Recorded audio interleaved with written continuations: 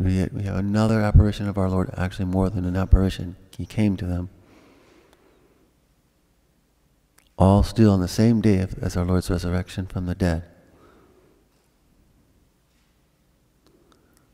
And let us note a little bit how this one occurred. Two of the disciples are on their way to Emmaus. They're discussing with themselves what has occurred with the passion and death of our Lord. And they're asking themselves, well, what does all this mean? Why was it that our Lord didn't accomplish what they expected him to accomplish? Which was the physical restoration of Israel, the monarchy of Israel. That is, to restore the independence of Israel from Rome. Now they would have known scriptures. It would appear most of the disciples did. But they did not fully understand exactly. Now when I say scriptures, I mean the Old Testament, of course. The New Testament was still being carried out. But they would have read the prophets and the law, Moses, etc., and the prophets. They would have known what was written there, but evidently did not understand exactly what was being referred to there, how it could refer to Christ. And so now they're asking themselves, well, what does all this mean? Why did this happen this way? When our Lord appears to them, comes to them, as they're walking on their way. Well, what are you discussing? What are you talking about? And they're amazed. Are you the only one here in Jerusalem and you don't know what's happened? Right, what had occurred with the passion and death of our Lord was a tremendous thing. So many were looking for the restoration of Israel. They were looking to our Lord for that. They saw that he was just so amazing to them all, that he was a prophet. That he could teach with such authority, that he worked so many miracles. And now all of a sudden, he's gone. He's been handed over, crucified, he's dead. Now they've heard tales of his resurrection, but they haven't fully understood.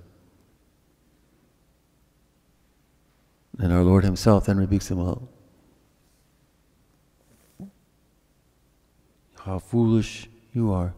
You didn't understand the scriptures, and they were to refer to himself, and you didn't catch on with all the miracles that he'd worked, and everything that he was teaching, that he truly was the Messiah, that he was bringing something far more than just a geographical restoration of a monarchy.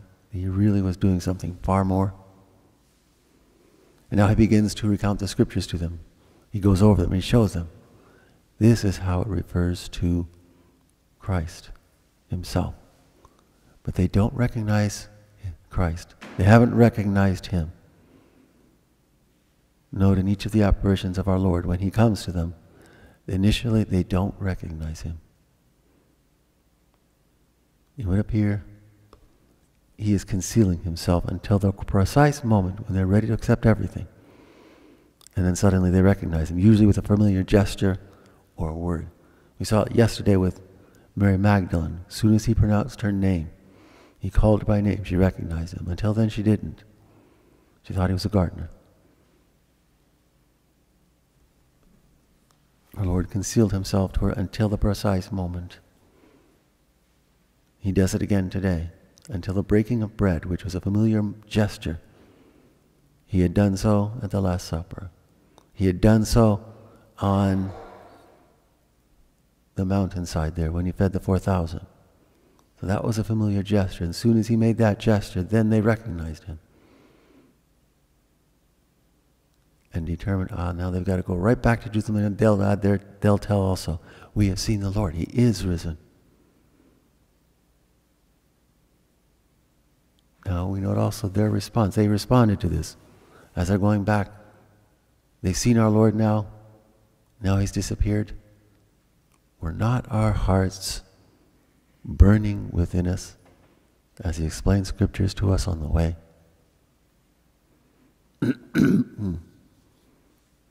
Now we also have read scriptures, both the Old and the New Testament, and we can see How the old refers to the new, and the new fulfills the old.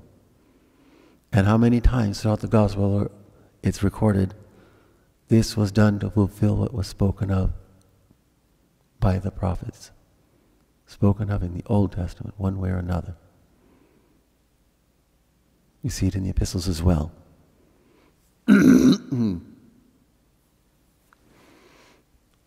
We have that here. We know and understand. We must ask the same question that these two ask. Are not our hearts burning within us as we read, as we understand even more what has occurred, why it has occurred, and what that means to all of us? It means, if we will willingly accept it and live our faith, it means our salvation.